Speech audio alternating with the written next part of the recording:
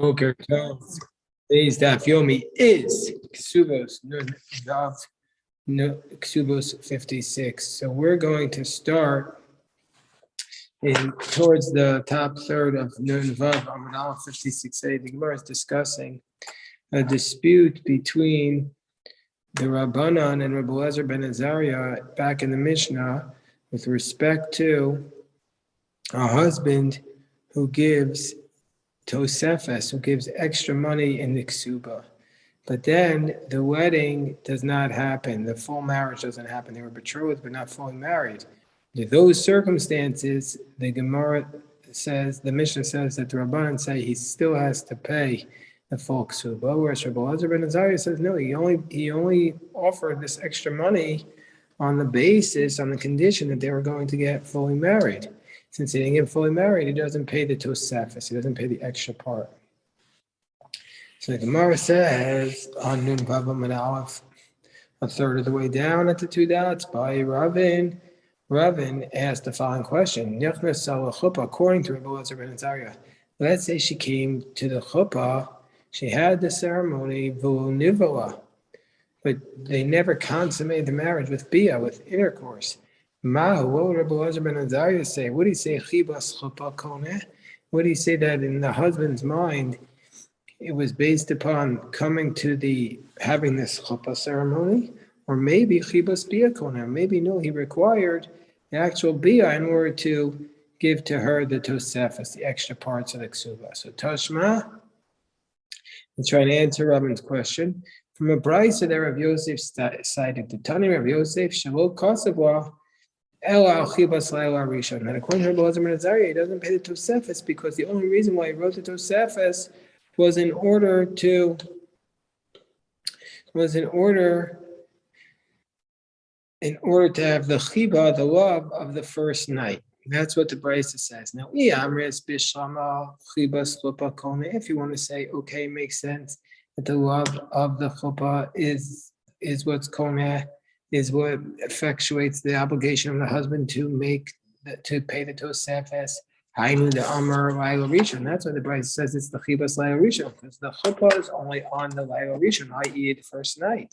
Eli Amres, but if you say, going back to Robin's question, that it was chibas bia koneh, that it was the chiba, the love of the bia, of the intercourse, and that's why the husband promised the tosefes, because he was expecting to be living with her. Bia b'layla rishon isan kam ve'elch. So is the bia only on the first night? It's on every night. So why would he say that it has to do with the chibas layla rishon? Why would he say it has to do with the first night? So it must be from here that all that he was expecting was the chuppah. So therefore, if she entered into the chuppah but not the bia, he died then right after the chuppah before the bia. That's what Rashi says. And then we're going to say that he still has to pay the tosefes according to Rabbi Elazar ben Azariah. So the Gemara says, but wait, my chuppah, but what do you say? My chuppah. You're saying when it says chibas laila rishon refers to chuppah. Chuppah b'layla isa b'yamam. So you think the chuppah is only on the night, but not during the day. The Gemara says, well, according to your reasoning, bia b'layla isa b'yamam. So when it says chibas laila rishon, it's either referring to chuppah or bia. Bia also can be during the day. Ha'amar Rava im haya b'bayis afal mutar. If Rava said that if you want to have the bia, even though it's ideally supposed to be at night, but if the bia takes place in a dark room, it's okay. So Gemara says, halokasha. No, the reason why the chibas rishon referred to bia is because orach araka mashmon, to bia b'layla. Not because it's a typical thing that bia is at night. Chuppah kasha, but chuppah, why would we refer to chuppah at night? Chuppah can take place during the day. So the Gemara says chuppah namilo kasha. No, chuppah is also not difficult. Given the stam chuppah or bia kaima, since most chuppah is around for the purpose of bringing you to bia, orach arakamashmon. It's telling us that the typical way that things happen is that the orach arakamashmon the belayla that it typically happens at night. So now the Gemara asks the question, By Ravashi, it's a fine question. Nechnaso chuppah upir sanida. Let's say after she enters into the chuppah, she becomes a nida. Let's see. So after she enters into the chuppah, she becomes a nida. Mahu. What would you say there? So meaning to say they never consummated because she became a nida. Do you want to say imtim tilomar chibas chuppah kone? If you want to say that it's the chiba of the chuppah that causes the acquisition, that causes the requirement to pay the tosefes. But maybe that's a chuppah the chazil bia. Maybe that's a chuppah that's able to bring about the bia, the intercourse. But here in this case, she was a nida of a chuppah do chazil bia, but a chuppah that would not be able to bring this out would not be a requirement. Or maybe it doesn't matter. And the Gemara says teiko. We leave that question unresolved. Okay, so we're on 56a, 2/3 of the way down. 56a, 2/3 of the way down. Boker Tov to our friend Bill, who just came in. You have it? So says the Gemara, Rabbi Yehuda Omer, Ratza Kosev Upsua, that the Mishnah had stated that if he wants, what he could do is he could write ksuba, the husband could write a ksuba for the wife that says, I'm giving you 200, and the wife could respond by giving him a receipt that she says that she already received 100. She didn't really receive 100, but she can basically waive the rights to have for ksuba. So the Gemara says, so she writes it back for him. I received half of it. The Gemara says, well, let me say this.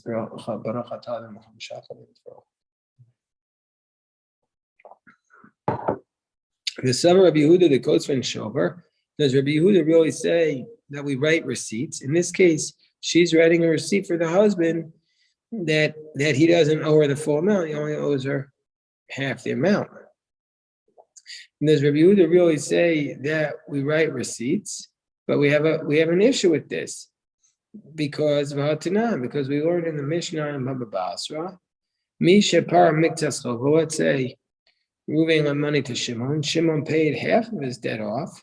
Rabbi Yehuda Omer Yachaf. Rabbi Yehuda says, tear up the contract and write a new contract because let's say he borrowed $1 million, he paid off half of it, so he has to write off. So instead of writing a receipt that I paid you $500,000, in which case the lender would have to borrow it.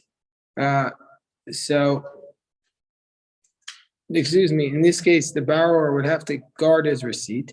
It's a big problem. So it's very onerous. So he says, I'm going to rip up the receipt, and now the lender will just have to have a document that I owe you $500,000. Rabbi Yossi, instead of making the person who borrowed the money keep a receipt to say what he did, because if he loses the receipt, he loses all that money. Rabbi Yossi says he could write a receipt. You don't hurt he says you write a receipt, because if you rip up the contract, you're actually hurting the lender, because now the lender has a new note, and the note is not going to be from the earlier date where there was a lien on all the property. So you'd be weakening the power of the lender. So therefore, Rabbi Yossi says, no, the borrower has to have a receipt, and that's how he collects. That's how he protects himself. So in this case, why is Rabbi Yehuda saying that you write a receipt in this case, where Rabbi Yehuda says that in the case of a borrower, Rabbi Yehuda says that you don't write a receipt, you tear up the document. So the Gemara says, the first answer is Rabbi Yirmiyah says, Kishashova mitocha. No, the receipt is inside the ksuba, and so therefore, even Rabbi Yehuda would say, well, now she doesn't. Now, in this case, he doesn't have to watch anything, because the receipt is inside the ksuba. So the Gemara says that's the first answer. That's the answer of Rabbi Yirmiyah. Abaye says, Abaye says that you can even say where the receipt is not inside the ksuba. because Bishlam Hasam, in the case of the person who lent the money, there, Rabbi Yehuda says you don't make him write a receipt, you don't make him hold on to the receipt that he paid back half the money, because Rabbi explains, Vadai Pare, he for sure paid the money back, and we're concerned Dilma Mirkas, maybe he'll lose the receipt. Dilma Mirkas and Tavarta, maybe he'll lose the receipt. And then the lender will take out the note, and then he'll be able to collect it another time. But here in this case,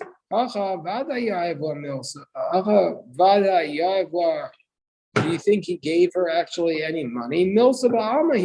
She just waives her rights. She just does words, meaning say he hasn't paid her anything. If he guards his receipt, fine, good for him. But if he doesn't guard the receipt, he's cost himself money. So that's his own loss. So the Gemara says, Abaye doesn't adopt Rabbi Yirmiyah's approach, which is that the receipt is written inside of it in this case, because that's not what it says. It doesn't say that. It doesn't say you write the ksuba, the receipt inside a ksuba. Why does Rabbi Yirmiyah not adopt Abaye's approach that there's a distinction between the two cases? So the Gemara says, because there's a distinction between, they make a decree if we're going to start writing receipts for the person who owes the money in this case, then already we're going to start writing receipts everywhere, and that's not fair because Rabbi Yehuda says that that's going to cause if the borrower loses the receipt, he's out of all that money. So the Gemara says time of the costful. So now let's go back. We're on the bottom of Nun Vav Amud Aleph, 56a, around 6 lines from the bottom. So what's the reason why she could waive her rights to this ksuba, to half the ksuba, time in the kasule? Because she wrote for him, I received half this money. Aval peh, but if it was just an oral waiver, well, she would not be able to write this. Why? Amai. Isn't it a monetary thing?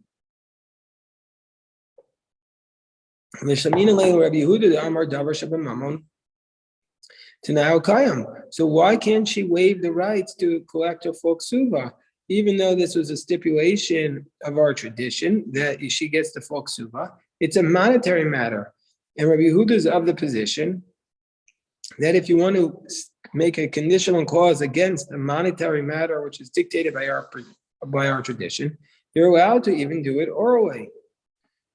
The Tanya, we going to the Brisa. Omer leisha, somebody says to a woman, Harayat mekudeshes li.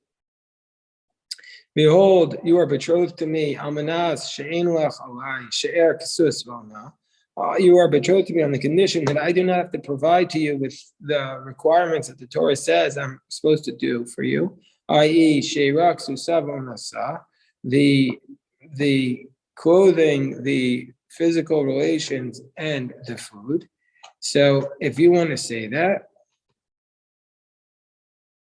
if a man says that to a woman, that you're betrothed to me on the condition that I don't provide this to you, we're going to say we ignore the condition because you can't make such a condition. And so therefore she's married to him. But the conditional aspect of it, that he doesn't have to provide those things, is nullified. That's the position of Rabbi Meir. Whereas Rabbi Yehuda says, with respect to those things, Rashi says the food and the clothing, which are monetary issues, she can make the conditional clause is valid, and so the marriage is valid, and doesn't have to provide her with food and clothing. So we see from here that you can make a stipulation about monetary matters even orally. So why does Rabbi Yehuda here require her to write it down? So Gemara says, well, Rabbi Yehuda says, yeah, if it's a biblical law, you can make a conditional clause against it even orally. But in this case, it's not a biblical law, it's a rabbinic law. And even though we might have thought that a rabbinic law is less severe, yes, in some cases, the rabbinical law is not as strict as the biblical law. But in other cases, the rabbis wanted to strengthen the rabbinic law, and so therefore made it even more strict than the biblical law. Because we say as follows. So as Rabbi Yehuda says, because Rabbi Yehuda Ksuba to Rabbanan. Rabbi Yehuda is of the position, and we'll see that not everybody is of this position. That Kesuba is rabbinic. And the sages therefore wanted to strengthen their own words to give them support because they needed more support, and so therefore they gave them more support than the Torah.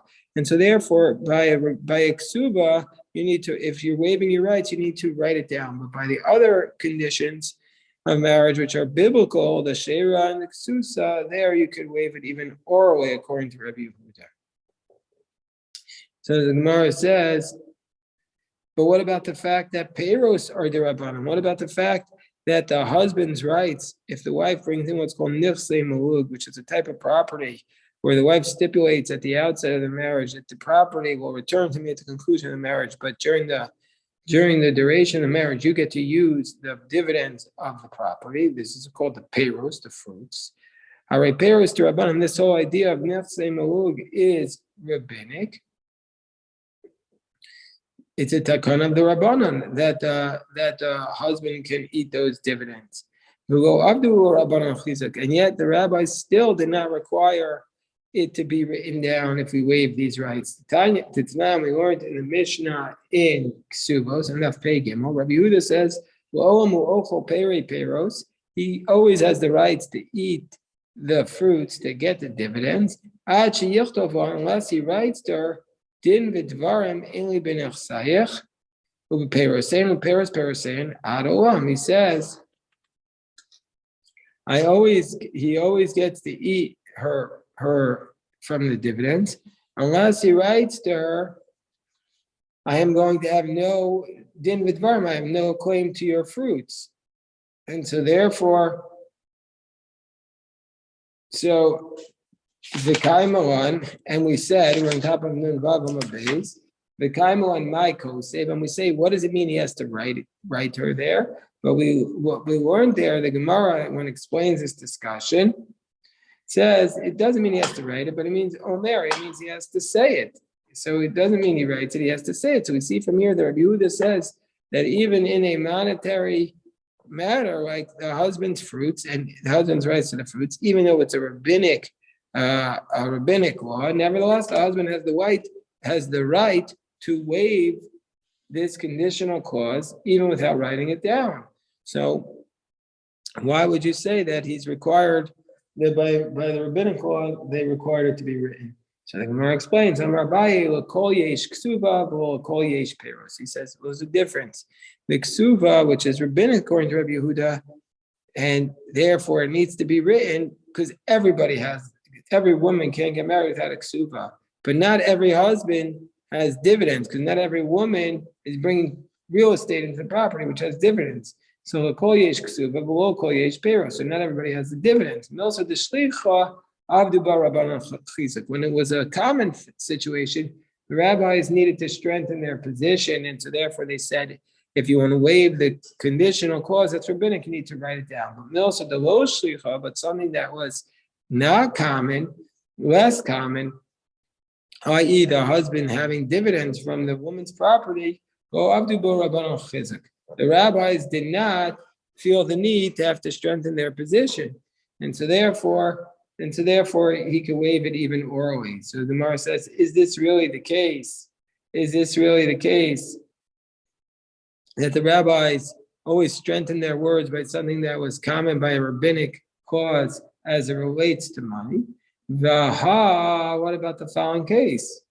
Hare chamarim. So what about the case of the donkey drivers? We already had this 30 days ago in our Masechta. There are two donkey drivers. And that is the case to shlichei. They're always donkey drivers. And the rabbis did not, quote unquote, strengthen their words, and so therefore they did not do this, because what happened? We learned in the Mishnah back in Chavdalam and Aleph. We learned this is from Mishnah from Demai. We learned Hachamar and Shenechnasu here. Let's say you have the two donkey drivers that enter into a city. One of them says, my grain is new and the other person's grain is old. And he's praising his friend's grain because the old grain is considered better because it's drier, better to be used for flour. And then he continues, and he says, Shali eino misukan v'shel chavari misukan. My grain is not tithed, but his grain is tithed. Ein emanim. Then we don't believe him. Why don't we believe him? Because we're concerned for two reasons. One, we're concerned that because they're Amei Aratzos, the sages don't believe that their fruits are metukan and that the fruits were tithed. And secondly, we don't believe them when he praises his friend's produce to say it was tithed, because we're saying that he's just trying to help his friend out, by saying, look at it, his product is better than mine. And that way, when they go to the next town, his friend will praise his product. So therefore, we don't believe it. But Rabbi Yehuda says, we believe him in this case, meaning say, even though it's a rabbinic institution, a rabbinic decree that you need to tithe the produce of the Amei Haaretz, nevertheless, in this case, Rabbi Yehuda says we believe them. So you see from here that the rabbis did not strengthen their words even by a rabbinic decree. So because from this Mishnah, Rabbi Yehuda says, even though it's common, the sages didn't strengthen their words to be concerned that maybe he's testifying falsely about his friend's produce, that it was tithed when it wasn't. So Amar Abaye says, well, there's a distinction between the types of cases. Vaday divreim of the Rabbanu Chizuk. Safek the divreim of the Rabbanu Chizuk. So Abaye says, listen, there's a difference between a case where you certainly want to waive it, or it's a possible waive. Meaning to say as follows, that in the case where he wants to waive his rights, then to, for example, to his produce, then under those circumstances, that's a vada de devrayim. So therefore, under those circumstances, the rabbis needed to make a chizuk for their words, and so therefore they said by an oral stipulation, by an oral conditional clause, it doesn't work. But in the case of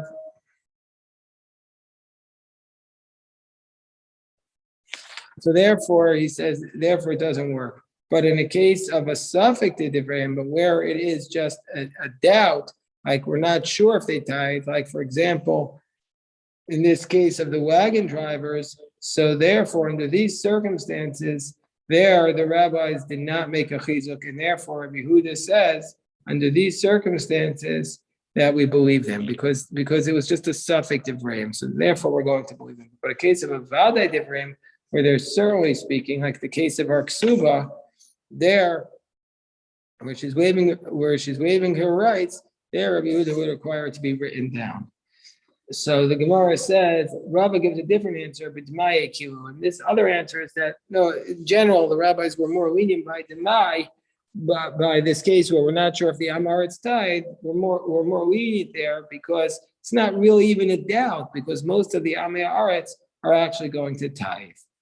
Whereas back to the Mishnah had said, Rabbi Meir said, whoever lessens the amount that you have to pay her in the ksuva below the amount, Rabbi Meir says this is koapoches, this is considered to be like biuaz nus, like rude behavior, because it makes it very easy to get divorced then. It takes away the disincentive. So the Gemara says, koapoches, whoever diminishes, afilu betina'ah. Even in the condition. So what does this mean? Rashi says, meaning to say that the as follows. I'll read the Rashi. From the fact that the Mishnah doesn't use the language, any virgin does not have 200 or 100 as a ksuba, it's bi'us in us. Shma mina, we learn from here, I'm reading Rashi, gova will be sof, that she will in fact collect the full amount in the end, meaning she's going to get the full ksuba of 200, even though she quote unquote waived the right, but we're going to say that condition does not apply. So, but nevertheless, since from the outset she thought she had waived it, it's still called a be'ilas nas. So that's what Rameir is saying. Even though the condition is not valid, we're going to say it's still going to be considered a be'ilas nas. So we see from here that Rameir is in the position that the condition is nullified. The isla, and she gets the full ksuba. The kivan the amar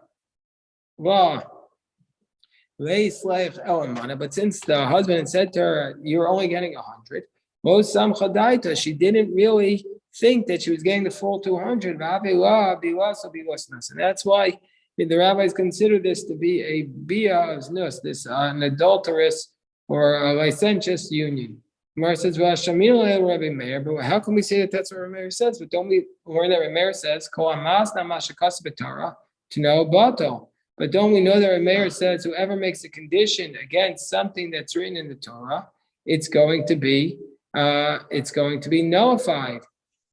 And so, therefore, since Rabbi Meir says, "Kol amas namashakas b'Torah to know bato," so we see from here. But somebody, so that implies that only somebody does a biblical, who tries to override a biblical condition, is the condition nullified and the practice takes effect. But if it would be a rabbinic institution, if it would be a rabbinic institution, like a ksuva, presumably, then to now they should be able to make a stipulation against it. Where it says, unlike Rabbi Yehuda, it says that the ksuba is the rabbanon.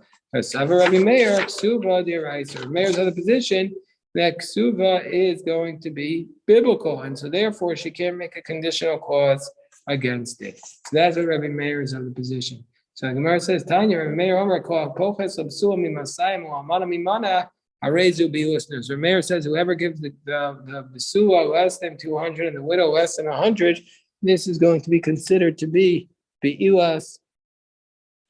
This is going to be considered to be beilas znus. Whereas Rabbi Yossi says, Rishai, Rabbi Yossi says she is allowed to. And what does that mean?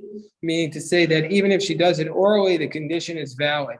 And then comes along Rabbi Yehuda, and Rabbi Yehuda says, Ratza kosev l'besua shtar shamasayim v'koseves lo eskabaltinim kamana, mana mana v'koseves lo eskabaltinim chachamishim.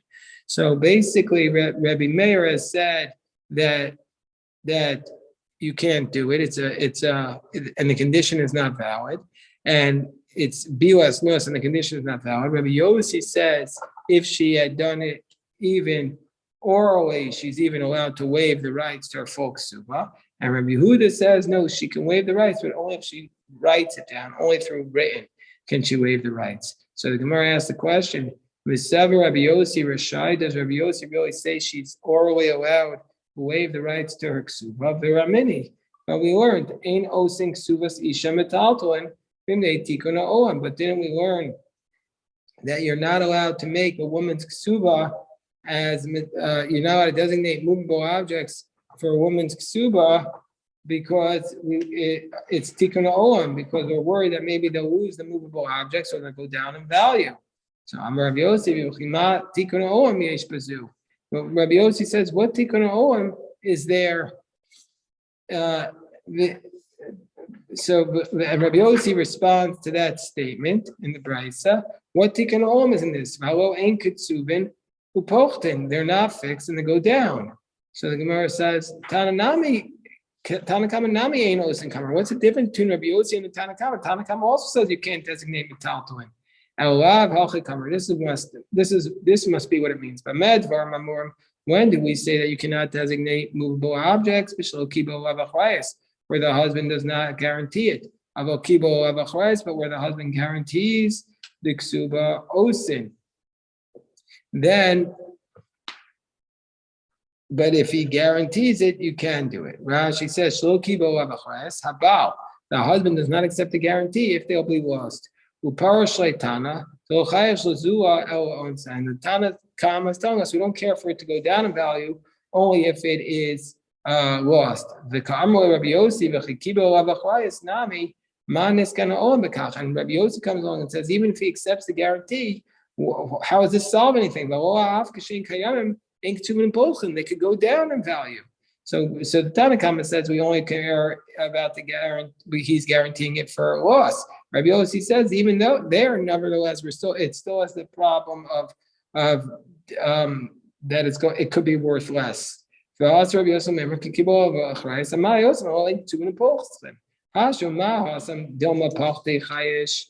Yossi, there in that case, Rabbi Yossi is concerned that maybe it's going to go down. Here